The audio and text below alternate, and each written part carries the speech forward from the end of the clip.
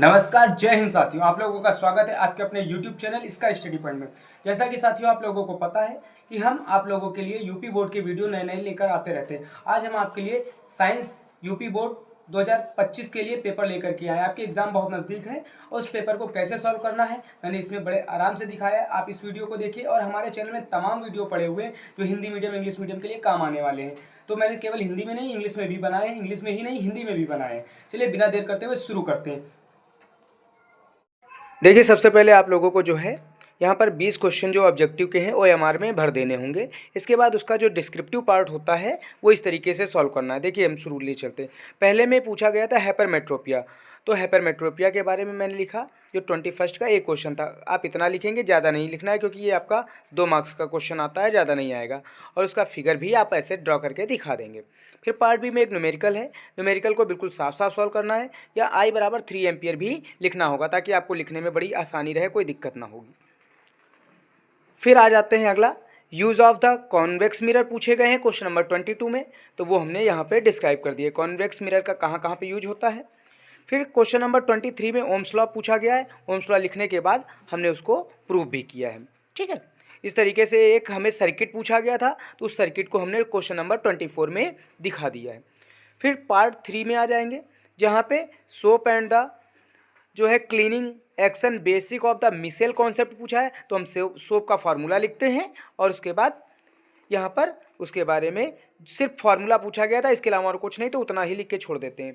फिर plaster of Paris का formula पूछा, वो लिख दिया है और इसके यूजेस पूछे गए थे तो वो मैंने लिख दिए हैं। फिर 26 में आपको रिएक्शन बैलेंस करनी थी, तो इस तरीके से आप इसको बैलेंस करके साफ साफ बिल्कुल दिखा सकते हैं। फिर अगले क्वेश्चन में पूछा है कोरोजन यानी रस्टिंग ऑफ आयरन के बारे में पूछा गया है, रस्टिंग प्रोसेस क्या है, तो यहाँ पर हम ये लिखेंगे।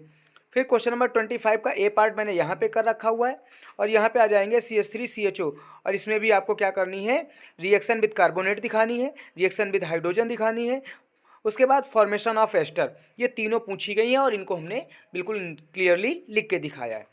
नेक्स्ट आ जाते हैं यहाँ पर रेस्पिरेशन एंड कंबशन में डिफरेंस पूछा है और हमने इसको जो है इस तरीके से लिखा है, आप नंबर वाइज डाल के भी लिख सकते हैं। फिर न्यूक्लियर एनर्जी के बारे में पूछा गया था, तो न्यूक्लियर एनर्जी के बारे में लिखा, इंपॉर्टेंस ऑफ न्यूक्लियर एनर्जी पूछी गई थी, उसको भी इस तरीके से साफ। आंसर नंबर 29 को मैंने लिखा है। इसमें क्या पूछा गया है, देखिए फैमिली प्लानिंग के बारे में कई सारे मेथड आते हैं, आप लोग इनके बारे में जो भी अच्छा हो लिख सकते हैं।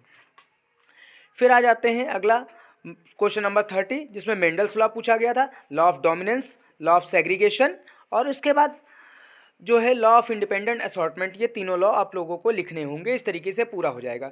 फिर इसी में एक लॉन्ग आंसर पूछा गया था डाइजेस्टिव सिस्टम के बारे में, तो ये देखिए डायग्राम बना के इस तरीके से अगर डिस्क्राइब करेंगे और उसके बाद इनके जो है कुछ पार्ट हैं जैसे माउथ है, आपका स्टमक हो गया और इनसे कौन कौन जो है, और उसके बाद इनके एंजाइम्स भी हैं काफ़ी, वो जो प्रोड्यूस हो रहे हैं, पेप्सिन है, जैसे यहाँ पे लिखे हुए आपको एंजाइम्स वगैरह दिखाई दे रहे हैं। इस तरीके से आप कंप्लीटली लिख करके पेपर को सॉल्व कर सकते हैं। और इसमें है आपको ग्लैंड्स के बारे में कुछ पूछा गया है, अलग अलग ग्लैंड्स हैं और इनको भी अच्छे से लिख करके इस तरीके से पेपर कंप्लीट हो जाएगा।